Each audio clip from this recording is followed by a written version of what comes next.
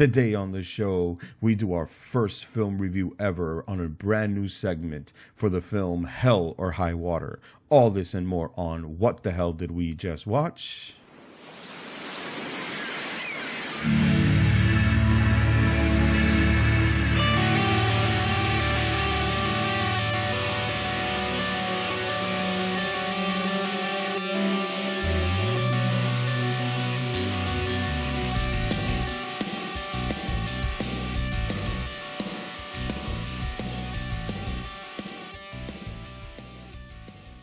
Welcome to another episode of What the Hell Did We Just Watch? I'm your host, Lou Motional Lou. How are you guys out there on podcast world? I hope you guys had a great week and hope it just keeps getting better. So today is a birth of yet another brand new segment. And this one, believe it or not, is called What the Hell Did I Just Watch?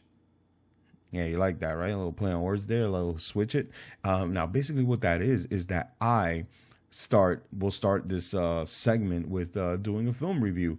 For the first one, it'll just be me by myself. You know, I'm pretty sure you guys are enjoying just my sultry voice, just talking into your ears about movies all day, just talking way too much about movies, helping spread movie awareness, you know. And no, I do. I like it too.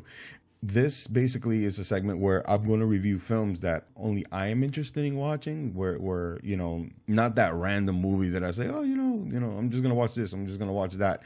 I'm sorry for anybody that I won't be doing reviews for like Transformers 5 or, you know, I'm not going to just see movies at random and things like that. I'm just going to try to keep it within my personality because this is the podcast where I get to share my personality with you guys, the world out there. You know, that way you get to see what kind of a person I am, what kind of films I like watching, because I believe that by the films that we watch is how your personality is to me, from me to you, or to you from me. You know what I mean? So, I mean, this is the way I usually roll. This is the way I am in life, in real life. You know, I always find people interesting that like to talk about certain kinds of films and watch the certain kind of films that I like watching and things like that. And, you know, usually if we're in the same page, you're my new best friend. You know what I mean? So, I would like to continue making more brand new best friends for anyone that likes, you know, to talk about films, you know, in general, you know, spreading movie awareness. You know, that's just my key and my kind of motto thing. That's just kind of growing on me, you know. So without further ado, what the hell did I just watch? You know, and the film is Hell or High Water.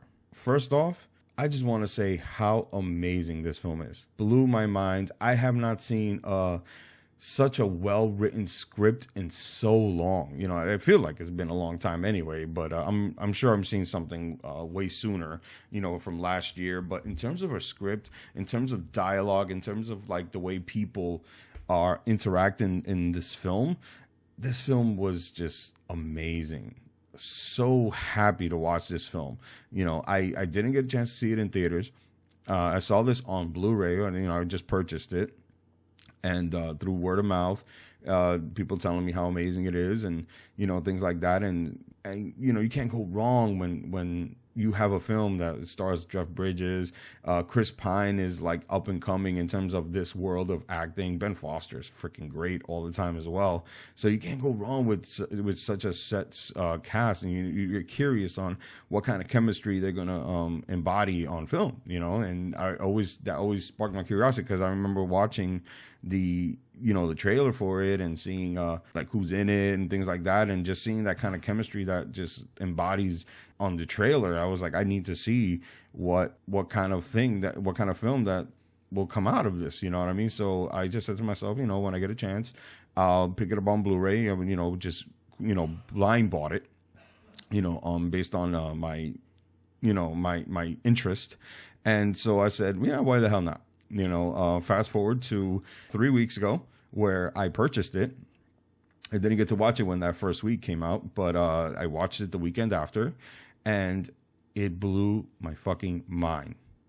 You know what I mean? I could not believe how amazing that a film that has very little dialogue, the chemistry just flows between people You know what I mean? In terms of body language. And like, for instance, the brothers, Chris Pine and Ben Foster's character, the brothers, and they don't really talk much. They already know why they're there. And as we're trying to figure out what they're doing and why they're doing it, you're seeing them have this kind of like unity for some reason, even if they seem a little bit at odds with each other, but there's this bond that's there. And you know, and maybe it's because they're brothers, and that's fine. But in other films, you see like a bond between brothers, and it's nowhere near subliminal as this. You know, that's what I like about it. It's so subliminal. It's so body language. It's, you know, like they play fight, or they're quiet drinking beer after they've done what they've done.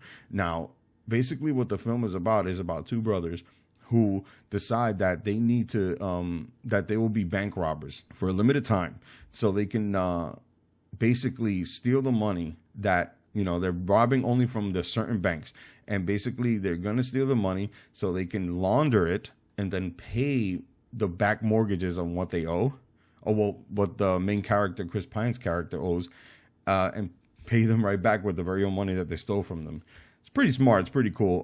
Not original, but it's done so well. You know what I mean? Like, I just love how it is, and I love how it sticks to its premise and it stays on, you know? I love how the film is different in that aspect, where that's where it's different. These guys, they have a goal, and there's no greed about it. There's no, they know what they're doing, and they know why they're doing it, and they're gonna just set forth and do it. You know what I mean? They have a very small agenda. They're not robbing banks for the sake of saying we need money. You know what I mean? That's not why they're there. That's not why they're doing their things. They have a purpose and they have a cause. You know, and you really start, you know, in a way, you start really rooting for them, and you're not supposed to, and you're like, yeah, man, like, you know, steal these banks, fuck them, you know what I mean? Like, fuck the banks, fuck, you know, the way that things work, you know, because they're being, you know, you got Chris Pine's character, who is a divorced, very estranged from his kids. They just lost their mother, you know, a while, and basically everything is coming down on them, on that whole entire family. And he's very straightforward. He just looks like the regular guy. Ben Foster's character is actually the criminal type person. He actually is very indifferent. He basically, he's not very connected well to the family.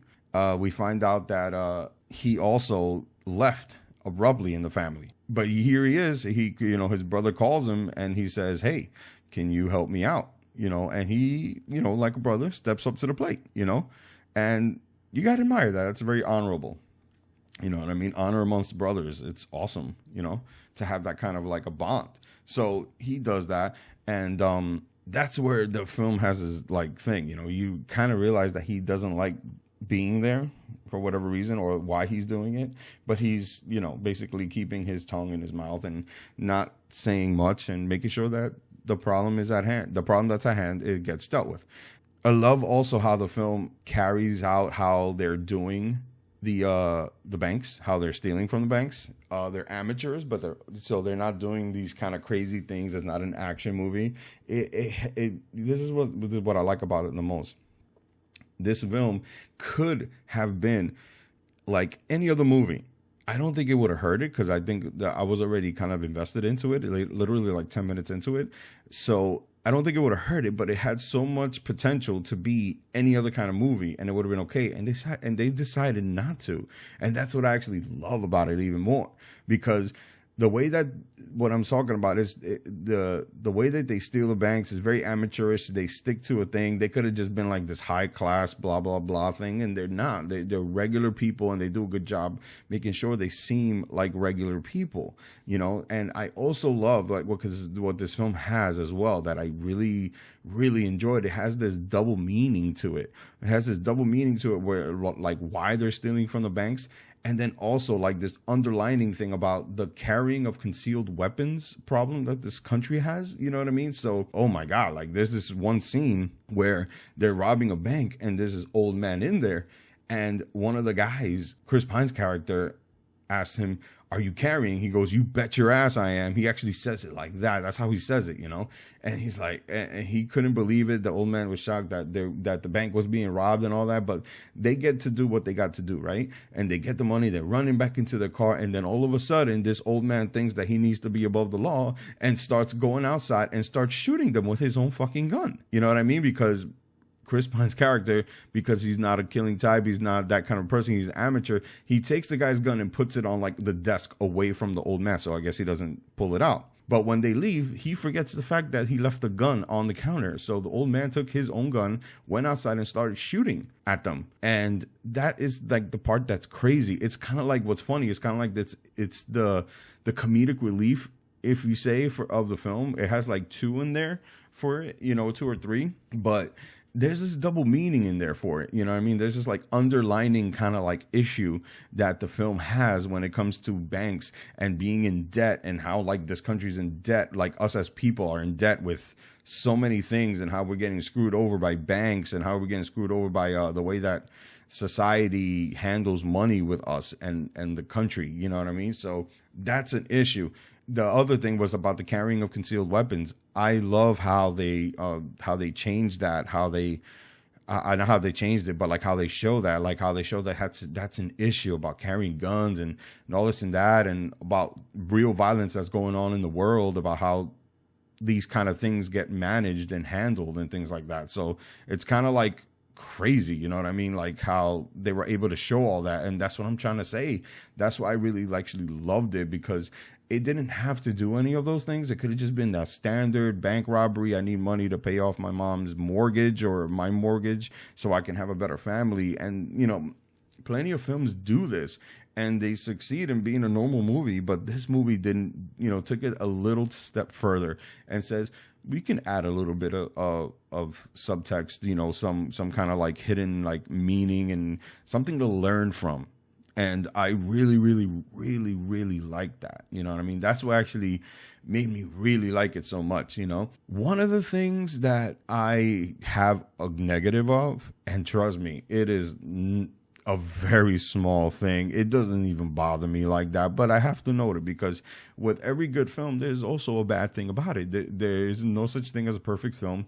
There's no such thing as a film that has no flaws. And my only negative is that the film was not long enough to get exposition from the brothers. You know what I mean? Their characters are so interesting that it really, really sucks that we don't get to see what happened maybe just a tad before they started doing what they were doing, before they started going out on this noble sacrifice.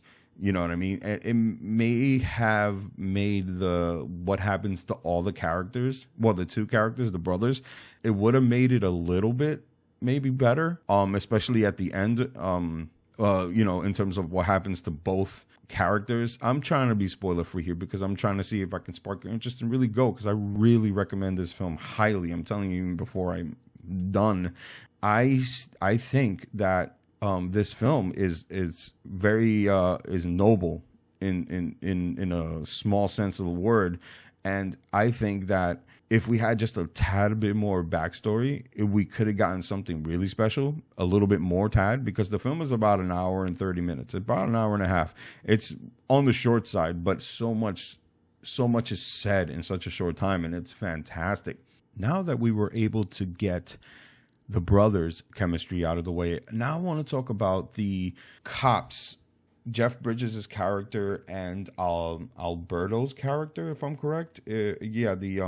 The person that played Alberto Parker, the Mexican, half Indian character, that were both Rangers, and their job was to try to capture these bad guys to make sure that, evil is punished, So basically their chemistry, I think, is just as amazing, like how close they are together and how they kind of bash each other like brothers. That's what I like, is that you got 2 actual blood brothers, and then you got 2 brothers in arms. You know what I mean? They're 2 cops, 2 Rangers, and they're, you can say they're brothers. They've been partners for a very long time, and one is on the retirement, which is Jeff Bridges' character. He's on the way out, And then you got Alberto, who's kind of like the up and coming. He's basically next on the mantle on Jeff Bridges' character after he leaves. That's what I get anyway. And before I go into what's awesome about him, I also want to say what my other negative part of this film was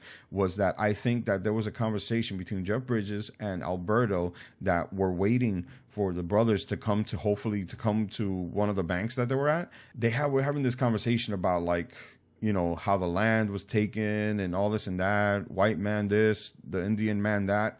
And I just think that conversation just goes a tad little too long, to the point where it's just like a little bit beaten over the head.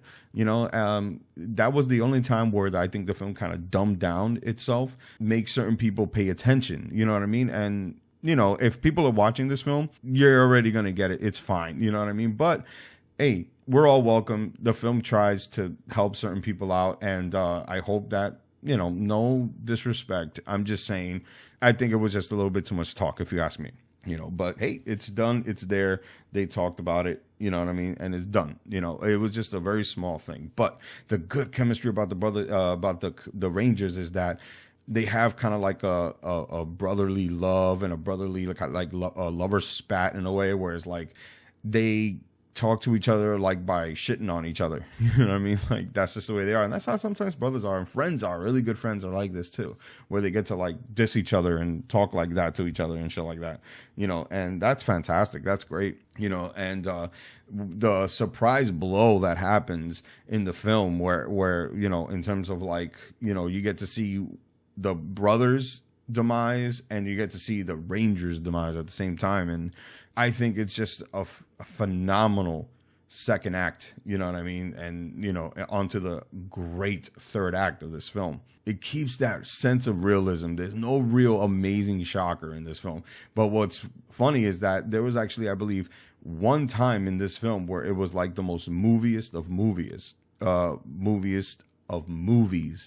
that happened. And it was at the gunfight at the end. That's where movie is the movie.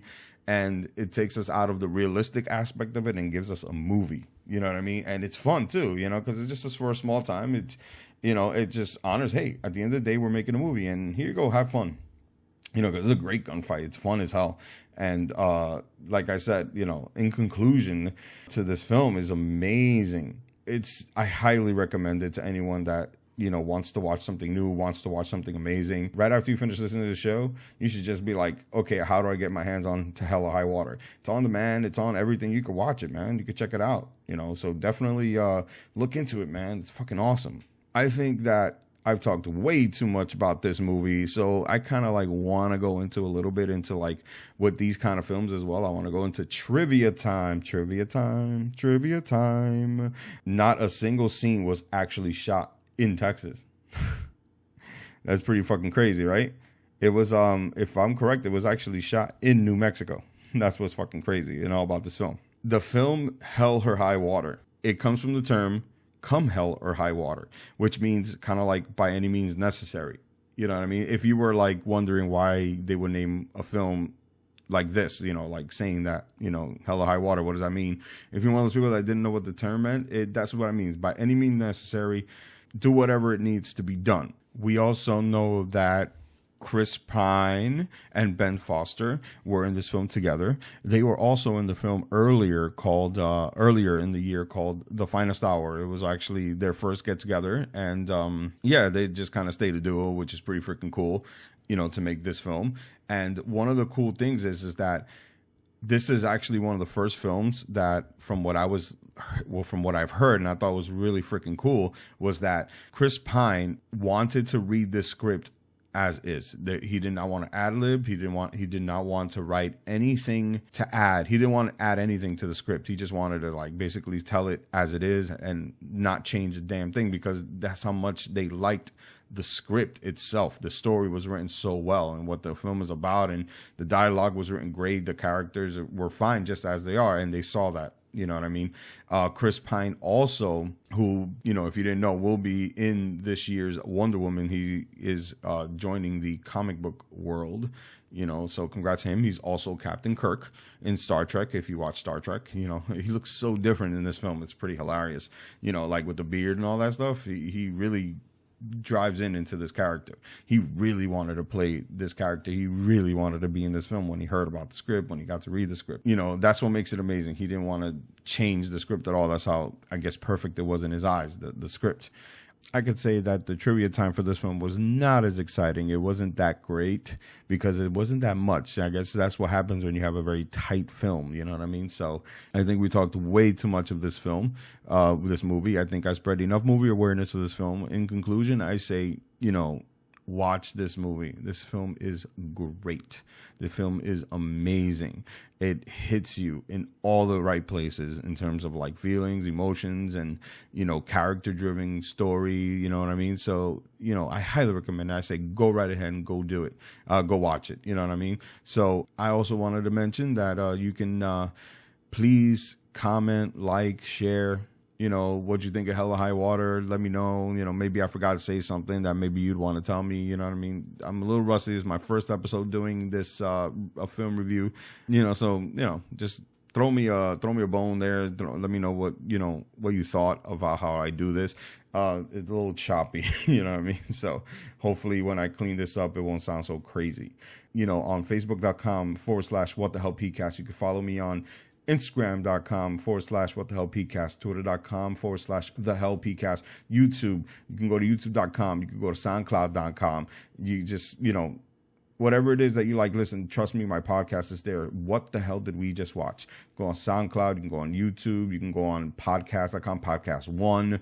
You can go on Podbean. Listen to whatever your outlet is, you know, for listening to podcasts, you know, just go right ahead, you know what I mean? And just go to search, you know, it's all there, you know. So without further ado, Emotional Lou, what the hell did I just watch on the show? What the hell did we just watch? And I just got to say one more thing. Peace out, yo.